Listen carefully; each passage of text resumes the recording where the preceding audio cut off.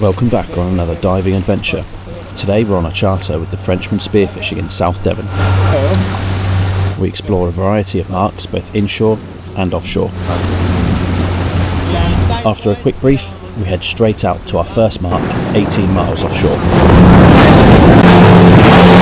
On the way out we had an awesome encounter with a pod of common dolphins.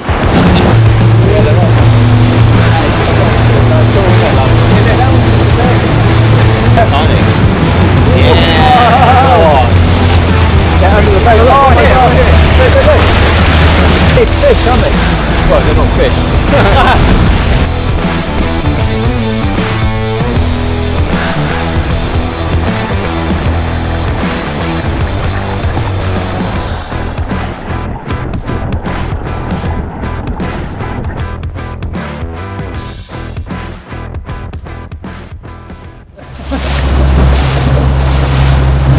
Shortly after, we arrived at our first spot.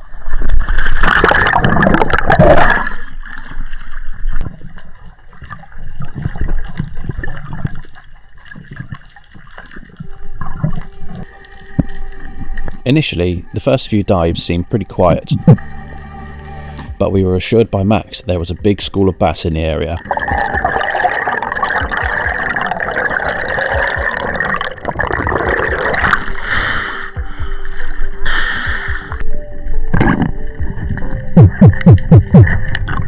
The more dives we did, the more marine life we were seeing, and then we started to see small numbers of bass appear.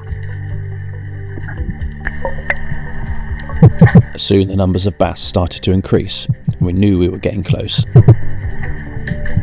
And it wasn't long before people started surfacing with fish. You guys got fish? Yeah, you got one fish. Yeah, there's loads of them down here. Yeah. Next it was Charlie's turn to dive. I clip the float line to his weight belt and then down he goes. Moments later Charlie emerges with a bass on his spear too. What do I do with it now? Unfortunately, not long after this clip, Charlie lost this bass. Eager to get my own fish, it was my turn to dive. Once at the bottom, I was seeing a couple of bass, but I certainly wasn't seeing this mega shoal that Joe was talking about. But then, as I'm surfacing, I catch a glimpse of it. On my next dive, I land right on top of the shoal, and I'm given my first opportunity to secure a bass.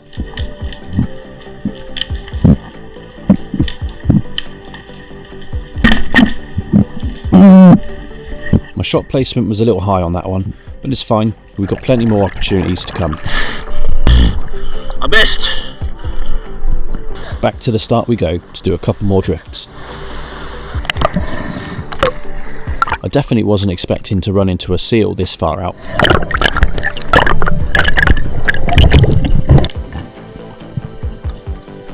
This next dive is a great example of what not to do. This whole dive was pretty rushed. You can see my gun waving around. I'm not really too sure what bass to shoot, and when I finally pull the trigger, it goes into nothing. Pretty disgusting to watch. And as I'm surfacing, you can see just how much time I actually had, because none of the fish are even bothered by me shooting. It's fucking 2 misses now. Now I'll try one more. I surfaced feeling quite the twat if I'm honest, but I knew I needed to get back down there, relax, and fire an aimed shot, not from the hip this time.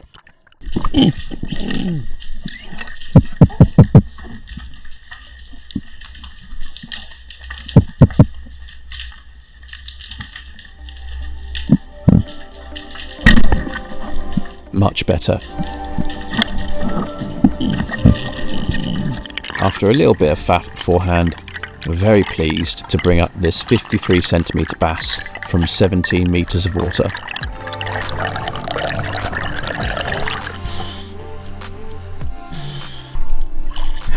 Nice fish. Yay! I can tell you were getting stressed that you weren't on it. I was really pleased.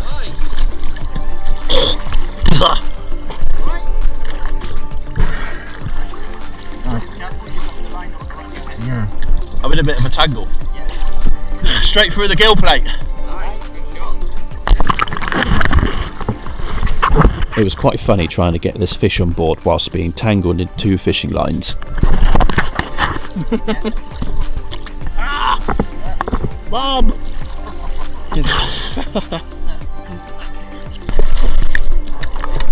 After being set free from my bad admin, it was time to change locations.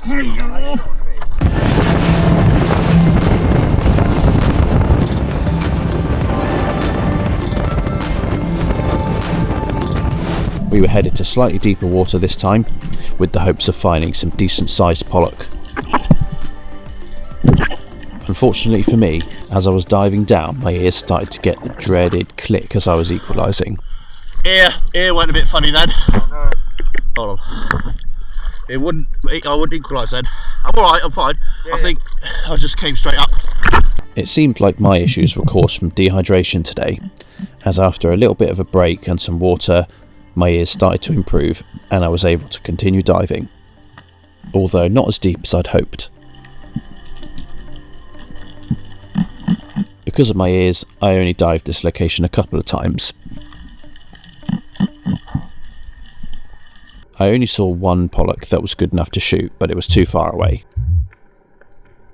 I saw one good one, but he fucked off. Lucky for us, Joe was certainly not having any problems finding fish, bringing up this lovely pollock over 60 centimetres. Moving on to the next location, we're dropped onto a large wreck where Giles spots a large conger eel hiding in the wreckage. Lucky for this guy, conger eels were not on the menu today.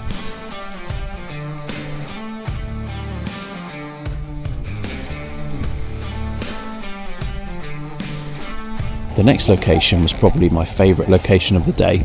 Situated on a beautiful cove, I could have easily spent all day here if I could. Okay, yeah, I'm with you. This particular spot was a perfect area to find lobsters and crabs. Loads of rocky outcrops with lots of cracks and crevices for them to hide in. No lobster, but a bit of old bike tyre. Slowly scanning the seafloor and checking under any rocks or in any cracks, it didn't take us long to find the animals we were looking for. Within a few dives I find this brown crab wedged in a crack, and I finally get a chance to use my custom made lobstering hook.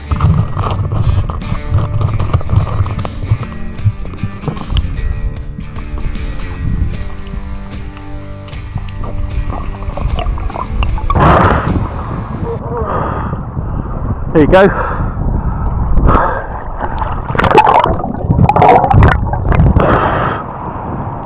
She's seen better days. She's got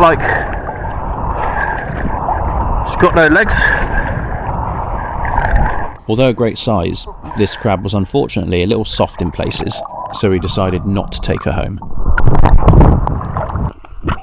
In this next dive, I saw something lurking in a crack that I simply couldn't pass up on.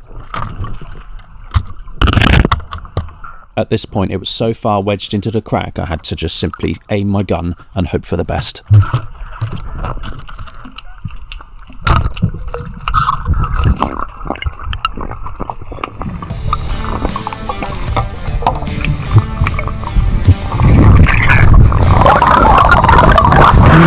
Don't do it!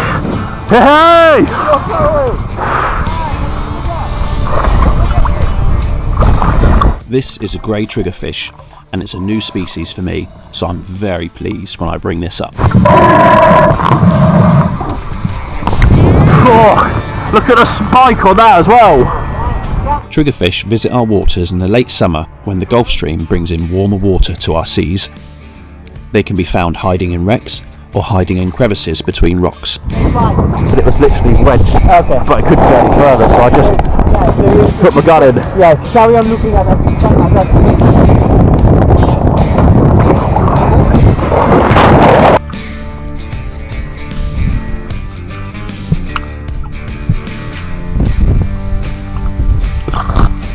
We continued our search for lobsters and crabs, but I was only finding small invertebrates and a couple of small conger eels.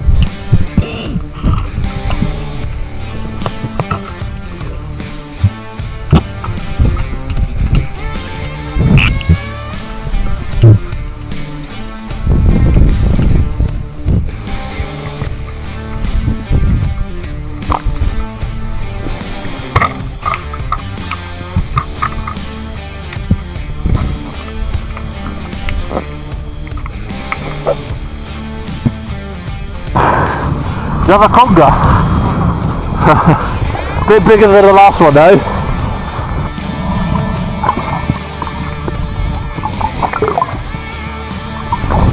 We also had a cheeky little look for some more bass, but only saw small fish, and before you know it, it was time to move on to our next and final spot. Give them to me, give me the cap. Joe and Giles had been looking for flatfish in the sand while we were out looking in the cracks, and they certainly had a productive session. You get some flatties, did you? Yeah, the Sainsbury's bag down the back of his wetsuit, and he just kept pulling them out. There was some bass in there. Oh, you got some place? Oh, fuck me.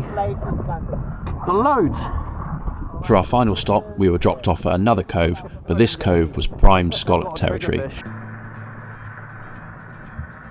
So guns were left on the boat, and we got to searching the seabed for scallops.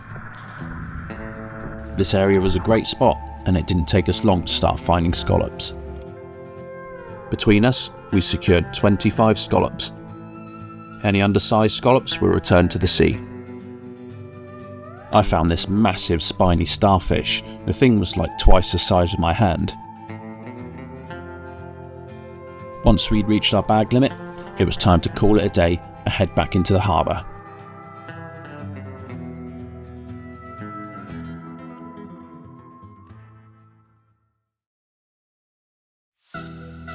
After a long day's diving, we were all very happy to come back in with a big bag of fish and a bag full of scallops. Once back on dry land, we sorted our kit, cleaned our fish, and split the 25 scallops between us. Between us, we caught 3 bass, a pollack, a plaice, a triggerfish, 4 flounder, 25 scallops. I want to give a big thanks to Max for taking us out for the day, showing us some great marks and sharing his knowledge. And also a big shout out to Joe for organising the day out. And now it's time to take the catch home to the family.